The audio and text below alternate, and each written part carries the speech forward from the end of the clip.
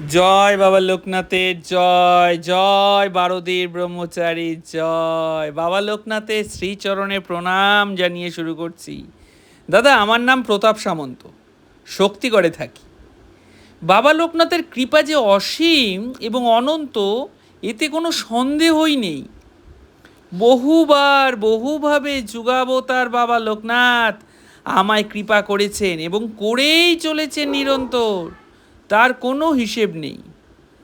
আজ কোনো কৃপা কাহিনী নয়, বলবো বাবা লোকনাথকে নিয়ে একটি অদ্ভুত কাহিনী। আমার একটি 6 বছরের মেয়ে আছে দাদা, নাম চন্দ্রিকা সামন্ত। বাবার কৃপায় সকলে ওকে খুব ভালোবাসে, স্নেহ করে। ও হলো আমার চোখের মণি। বাবার কৃপায় ওর স্বভাবও যথেষ্ট মিষ্টি। যত দিন যাচ্ছে ওর একাধিক গুণের প্রকাশ আমি দেখতে পাচ্ছি চোখের সামনে।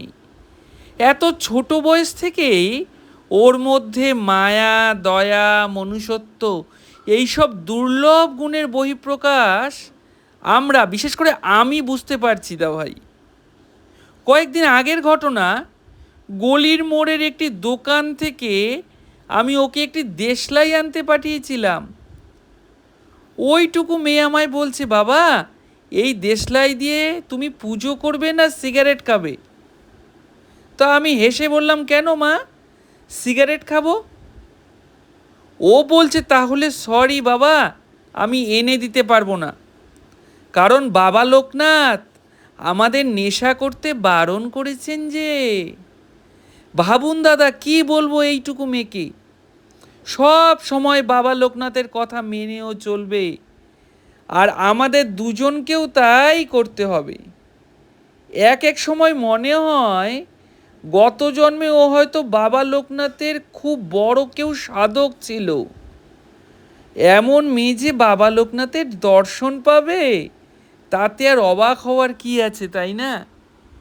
সেদিন বিকেলবেলা বাড়িতে এসে হাত মুখ ধুয়ে টিভি খুলে বসেছি। মামুন আমার মেয়ের ডাক নাম। ওর মা এসে চা দিয়ে গেল, বলল, আজ কি হয়েছে জানো? আমি বললাম, কি? দেখি মামুনকে ডাকছে আর বলছে, বাবাকে এনে দেখা। তারপর মামুন এলো, হাতে একটি ছোট্ট রুদ্রাক্ষের মালা। আমায় বলছে, বাবা এটা আজ আমার বাবা লোকনাথ আমায় দিয়ে বললেন এটা সব সময় নিজের কাছে রাখবি, তাহলে দেখবি মহাদেব স্বয়ং তোর সহায়। এই বলেই চলে গেল আমাদের বাবা লোকনাথ। আমি তখন তাকিয়ে আছি মামনের দিকে। এক নিষ্পাপ শিশুর দু চোখে আমি যেন সাক্ষাৎ বাবাকে দর্শন করছি। জয় বাবা লোকনাথের জয়। করুণা সিন্ধু বাবা আমাদের। বাবার কৃপা এইভাবে সকলের ওপর বর্ষিত হোক।